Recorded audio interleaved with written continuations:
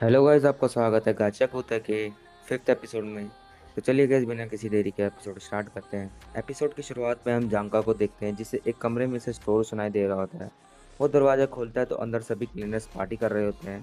तो वो रियो से पूछता है कि यहाँ पे क्या चल रहा है। तो वो बताती है कि वह रूडो के लिए वेलकम पार्टी कर रहे हैं। तब जंका रूडो को देखता है तो उस टेबल पर सर नीचे करके बैठा हुआ होता है। तो रियो बताती है कि कल के फाइट में वो अपनी पावर को यूज़ नहीं कर पाया, इसीलिए उसका मूड खराब है। तब जंका फाइट के बारे में पूछता है, कल के मॉन्स्टर के बारे में। तो रियो बताती है कि वो मॉन्स्टर बहुत अजीब था और उसका कोर कोई एनिमे नहीं, उसका कोर एक बैटल इंस्ट्रूमेंट था जिससे वो बना था। वो काफ़ी ज़्यादा स्ट्रॉन्ग था। ये बात जानने के बाद इन दोनों का भी दिमाग खिल गया था। लेकिन इसके बाद ये चीज़ को छोड़ते हैं और पार्टी में लग जाते हैं। तभी यहाँ पे रूडो के पास ग्रीस आता है और वो बोलता है कल के लिए कि अच्छा काम किया तुमने, मेरे दोस्त, तुमने फोलो को बचाया। गाइस, इसके दोस्त का नाम फोलो था जिसको रूडो ने बचाया था। तो वो मुंह लटका के क्यों बैठा है। रूडो कहता है कि उसके बाद वो कुछ नहीं कर पाया और ग्रीस और रियो को उसको बचाने आना पड़ा। वह हमेशा गड़बड़ कर देता है। और इसी तरह मैं स्पेयर्स में भी रहता था, क्योंकि मेरे गुस्से के कारण मैं किसी से भी लड़ जाता था और मेरा बिहेवियर ही ऐसा है। और रैप्टो को फिर मुझे बचाने आना पड़ता था और मेरे लिए उसको माफ़ी मांगनी पड़ती थी। और कल की फाइट में भी ऐसा हुआ। मुझे सिर्फ देखना था लेकिन मेरे से देखा नहीं गया और मैं मैदान में कूद गया। मैं जहाँ भी जाता हूँ वहाँ मुसीबतें आ ही जाती हैं। मुझे जल्द से जल्द ऊपर जाना होगा, वरना यहाँ पे सब लोग खतरे में आ जाएंगे। इसके बाद ग्रीस उसे फिर से थैंक यू बोलता है और कहता है क्योंकि ज़्यादातर लोग सपोर्टर्स को कुछ नहीं समझते हैं, वो उन्हें कमज़ोर और यूजलेस मानते हैं। लेकिन लूडो ने उनसे भी रिस्पेक्ट से बात की। पोलो ने यह टीम इसीलिए ज्वाइन की थी ताकि वो ट्रैश मॉन्स्टर को मार सके, लेकिन बिना पावर के वो ऐसा नहीं कर सकता। तो वो इसीलिए एक ऑब्जेक्ट का बहुत ज़्यादा अच्छे से ख्याल रखता है कि ताकि वह एक दिन गिवर बन जाए।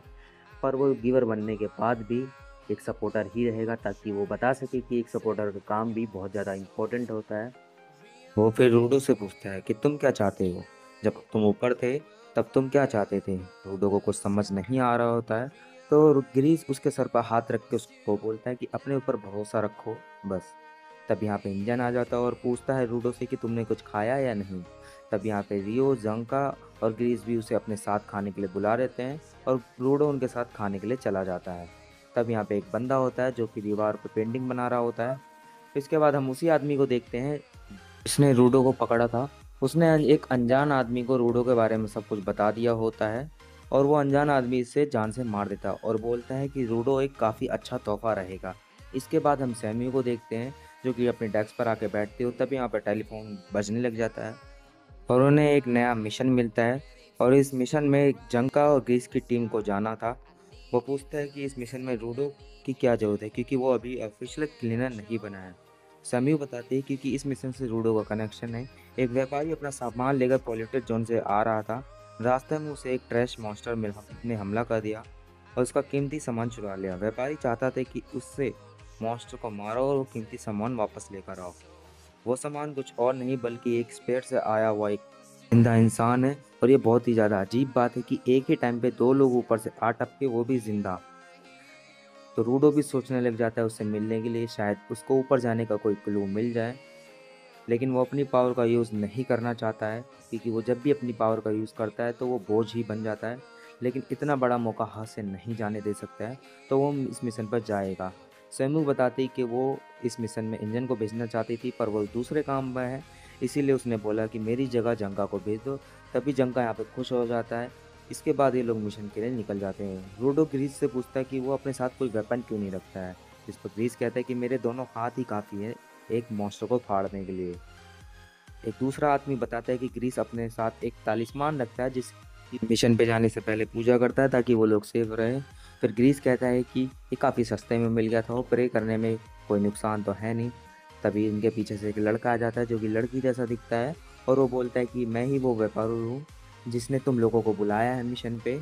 तभी यहाँ पे रूडो उससे बहुत सारे सवाल पूछने लग जाते हैं कि उस पेड़ कैसा दिखता है, कहाँ पर है, क्या है, और भी जो सवाल थे वो बत पूछने लग जाता है। तभी वो लड़का कहने लग जाता है कि मैंने उससे कुछ नहीं पूछा क्योंकि वो बेहोश था और वो मॉन्स्टर से उसे जल्दी से बचाओ क्योंकि वो मॉन्स्टर उसे ख़त्म ना कर दे। तभी रूडो पूछता है कि कहीं तुम उसे बेचने के लिए तो नहीं सोच रहे हो। व्यापारी कहता है बिल्कुल भी नहीं, बल्कि मुझे तो उसकी चिंता और जन का मन ही मन ये सोच रहा था कि यहाँ पे कुछ तो गड़बड़ लग रही है। व्यापारी इन्हें एक बिल्डिंग दिखाता है और कहता है कि वो मोस्टर उसी के अंदर है। वो लोग फिर उसी बिल्डिंग के अंदर जाने लगते हैं। जैसे ही बिल्डिंग में जाते हैं तो वो देखते हैं कि सामने कोई बैठा हुआ है कुर्सी पे। और व्यापारी इन्हें पीछे से धक्का देने लग जाता है कि वो बैठा है स्पिरिट राइट, उसको जल्दी से बचा लो। और जैसे ही वो ध्यान से देखते हैं कि वो एक इंसान नहीं एक डॉल है, तभी अचानक से इनके पैरों तले ज़मीन हिल जाती है और ये नीचे गड्ढे में गिर जाते हैं। और इन्हें समझ आ जाता है कि ये सब एक ट्रैप था, ये एक जाल था सिर्फ फ्रूडो को पकड़ने के लिए। वो व्यापारी मिट्टी में पिघल जाता है। तभी अंधेरे में से दो लोग बाहर निकल के आते हैं और जंगा समझ जाता है कि ये किसका काम है। ये सारा जाल इन रेडर्स ने बिछाया है, इनको रूडो चाहिए। ग्रीस रूडो को सब बताता है कि ये रेडर्स गुंडे लोग एक ग्रुप है। शुरू में ये छोटी मोटी चोरियाँ किया करते थे, लेकिन आजकल ये बहुत ज़्यादा ताकतवर और ख़तरनाक हो चुके हैं। दिक्कत की बात यह है कि रेडर्स के सभी के पास पावर्स होती है, यानी कि ये सभी गिवर्स होते हैं। फिर सभी लोगों को यहाँ से निकलने के लिए बोलता है और कहता है कि हम सब रूडो को प्रोटेक्ट करेंगे और यहाँ से बाहर जाने का रास्ता ढूंढेंगे और रेडर्स को जंका संभाल लेगा। इसके बाद ये सभी लोग यहाँ से भागने लग जाते हैं, लेकिन रूडो कहता है कि मैं भी उन गुंडों से लड़ सकता हूँ। तो ग्रीस कहता है कि ये उन किडनैपर जैसे नहीं है, ये बहुत ज़्यादा पावरफुल होते हैं, अभी यहाँ से भागने पर ही फोकस करना चाहिए। और इधर जंगा पूछता है कि तुम लोग उस स्पेराइट के पीछे क्यों पड़े हो, उसे क्यों क्या इतने ज़्यादा महंगे बिकते हैं स्पेराइट।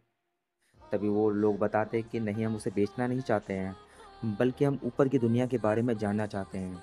और ऊपर के बारे में रूडो से बेहतर कौन ही बता सकता है, जैसे कि वो बॉर्डर पार करके कैसे आया। तभी जंका सोचने लग जाता है कि आखिरकार बॉर्डर कहाँ से आ गया।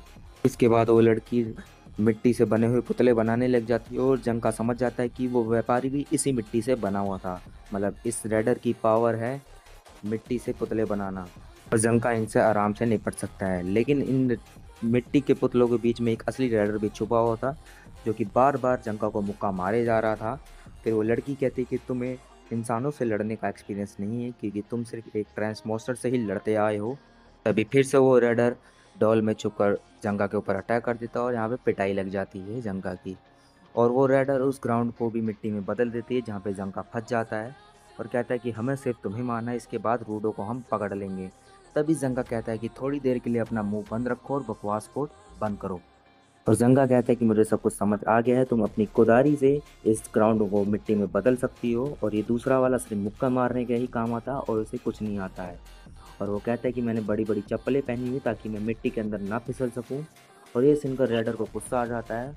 और जंगा आगे कहता है कि भले ही वो इंसानों से लड़ने का ज़्यादा एक्सपीरियंस नहीं है, लेकिन उसने अपने वाटर इंस्ट्रूमेंट को अच्छी तरह से जान रखा है, जिससे वो उसके वज़न और स्मेल को पता कर सकता है। और इसे सीखने के लिए उसने दिन रात मेहनत करी है। उसके बाद जंगा अपनी छड़ी को ज़मीन पर मारता है, जिससे वाइब्रेशन होने लग जाती है और उसे पता लग जाता है कि कौन सी डॉल नकली है और कौन सी डॉल में वो आदमी छुपा हुआ है। तो वो सीधे बिना कुछ सोचे समझे उस आदमी और उस औरत को मुंह पर अटैक कर देता है और एक ही बार में ख़त्म कर देता है, जिससे वो सारे के सारे मिट्टी की डॉल पिघल जाती है। तभी जंगा कहता है कि ये लोग बड़ी जल्दी निपट गए। तभी उसके पीछे से आवाज़ आती है कि तुम भी ऐसे ही निपट जाओगे, और यह एपिसोड यहाँ पे ख़त्म हो जाता है। तो गाइज़, आपको क्या लगता है, क्या जंका उस आदमी को हरा पाएगा या नहीं? अपनी राय कमेंट सेक्शन में ज़रूर बताएं। और चैनल पर नया है तो उसको सब्सक्राइब कर दे, बेल आइकन प्रेस कर दे, जिससे हमारे आने वाली हर वीडियो आपके पास सबसे पहले पहुंचे। तो चलिए गाइज़, मिलते हैं नेक्स्ट वीडियो में। अभी के लिए गुड बाय।